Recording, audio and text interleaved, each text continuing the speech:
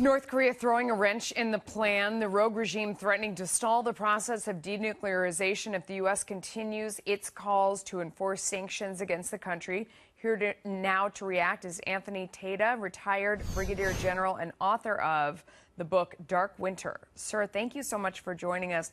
What's your take on where we are in this progress right now?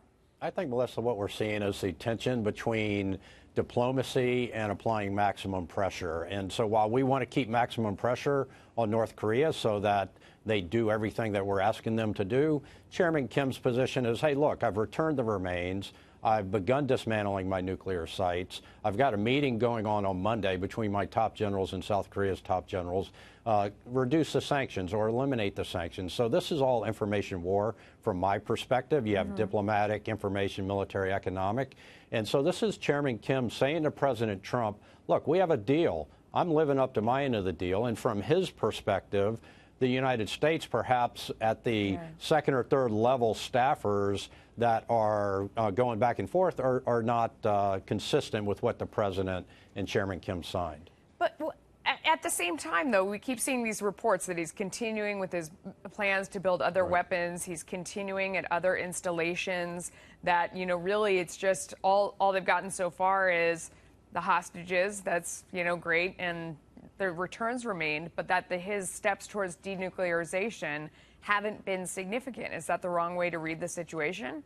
I don't know that it's the wrong way, Melissa. What I would say is that we don't know what's real right now, and that's part of the issue. And I think that's what Secretary of State Pompeo is really driving at, is that we need people inside North Korea to verify that progress is being made. And that's where the real rub is, and that's the next step that needs to be taken here, is to get inside North Korea and verify the denuclearization, because everything else is important, the remains, of course, and all that, but the key is to have a denuclearized Korean Peninsula.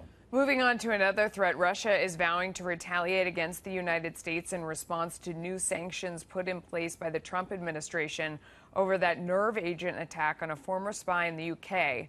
Russia's prime minister is calling it an act of economic war. What do you think about their threat to retaliate? How meaningful is that?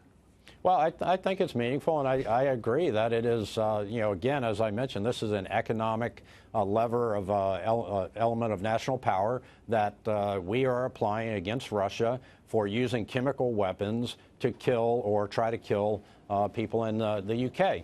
And so it's perfectly legitimate what President Trump is doing. It just goes to show that he is indeed tough on Russia. And Russia is seeing this. It's going to impact 70% of their economy when these sanctions kick in, 40% of their workforce. It's about national security type goods that can be sold to other countries. What kind of threat do you think, when they say they're going to retaliate, what form does that take? Well, I think, you know, I think it's an economic form that it's going to take, and you know, perhaps there's some oil issues that they can apply against us, but there's really not a whole lot that they can do, and so a lot of it's bluster, in my opinion, and I think, you know, the president knows he has the upper hand here. Yeah. Retired Brigadier General Anthony Tata, thank you for joining us. We appreciate it.